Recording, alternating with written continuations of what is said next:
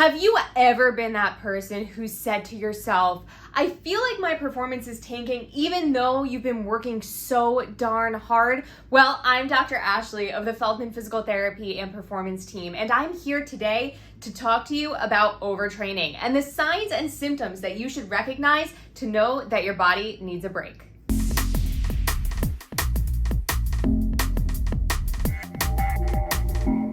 So we're here to talk about the word overtraining and what really is it? The big thing that we've noted over time is that overtraining is a period of time where our bodies just typically don't have the energy to keep up with what we want to do. So basically, our bodies are low in energy and we are trying to push them to the extreme. That's why we often note performance decreases during this time. But before I get into those signs and symptoms that our body gives us when we are entering into a low energy state or in a state of overtraining, make sure you hit that subscribe button. And if you're enjoying the content on our channel, share it with your friends. Before I dive right into the 10 things I want to discuss with you about the signs and symptoms of overtraining, I do want you to know this is not an all-exhaustive list, nor does it include everything that can come from overtraining syndrome. The other thing is that some of the signs and symptoms that I'm about to give you are indicative of a more sinister pathology or something going on in your body. So if you're feeling off, if you're exhausted, or you just feel like you need a checkup, make sure you check in with your healthcare practitioner. So let's talk about 10 signs of overtraining. The first one I want to tackle is fatigue. When you feel exhausted constantly, you go to bed tired, you wake up tired, and nothing changes in between, you need to think about that as a possible sign of overtraining. The second thing we're going to talk about is chronic illness. Basically, having more immune system responses more regularly. Are you someone who normally doesn't get sick, but all of a sudden, as you start to train more, as you start to ramp up the intensity, you're noticing that you have chest colds or kind of this head cold more often? Well, that's actually a sign too. The third thing we're going to talk about is irritability and difficulty concentrating. Are you having problems at work, really paying attention to your work, or do you feel like you're ready to blow up at any moment towards your coworker or towards your spouse? Well, those are things that you should think about. I always say, think about being hangry all of the time. If you're not eating properly, if you're not fueling properly, what happens? Basically, to me at least, I'm ready to take people's heads off. I am craving food. My body is telling me that I need something more in order to function. So when you're starting to experience those two things, irritability and difficulty concentrating, make sure that you're fueling properly and look at your training variables. Variable number 4 that I like to talk about when it comes to overtraining are your muscles. Do you feel like you have lead legs all the time? Are you training and you feel no difference when you recover or when you are trying to recover? So you trained 2 days ago, but 3 days later, your muscles are still on fire and you feel like you can't pick your legs up? Well, that is definitely a telltale sign that you need to slow down just a little bit. Number 5 is that chronic injury or that little thing that keeps popping up, that niggle that just won't go away.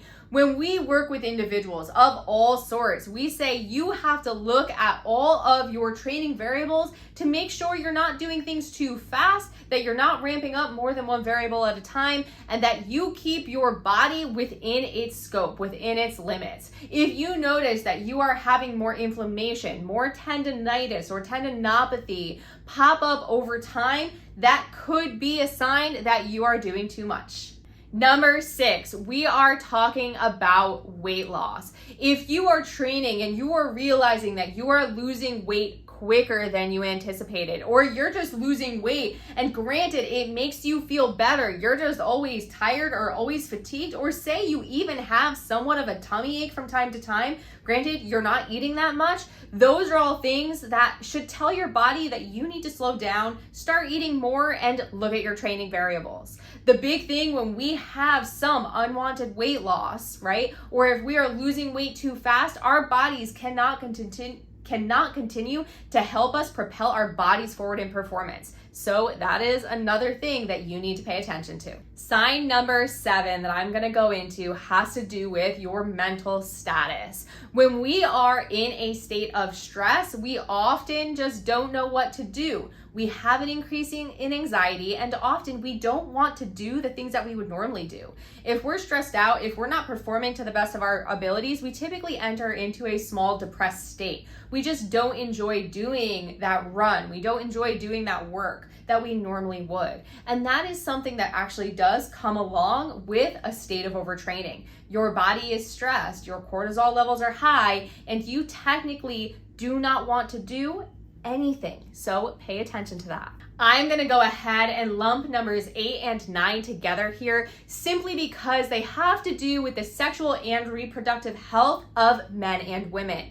The reason I'm going to talk about this is because this is an extremely important part of our body functioning. Our body's hormone levels need to stay fairly consistent to properly perform and to perform well over time. And if we see a change in this, we can actually see detriments to our heart function, our bone function, and just our overall health and wellness throughout the lifespan. So when it comes to men, what we're going to note, this is number 8, is men actually experience a loss of libido. There's no desire there. The other thing that we notice, and this is a normal part of a male's function on a daily basis, is that loss of morning erection.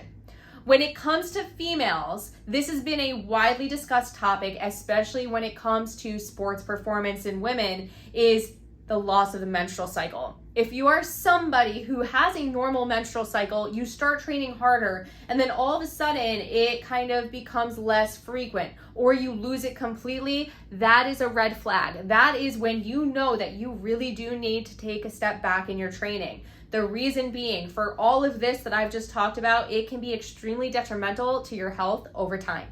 And last but not least, we're going to talk about number 10, and that is a lack of response to your training variables, aka a decrease in performance and basically your body not responding to what you're doing.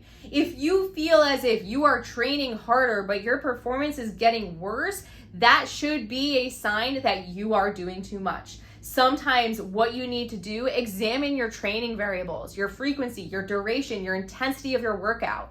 You should be monitoring how quickly you increase the activities that you're doing. The other thing that you need to pay attention to are your recovery strategies, taking rest days, making sure that you're eating enough, and just giving your body time to repair itself. If you're noticing that your performance is going nowhere, you're probably not going to get anywhere simply because your body's been giving you signs over time.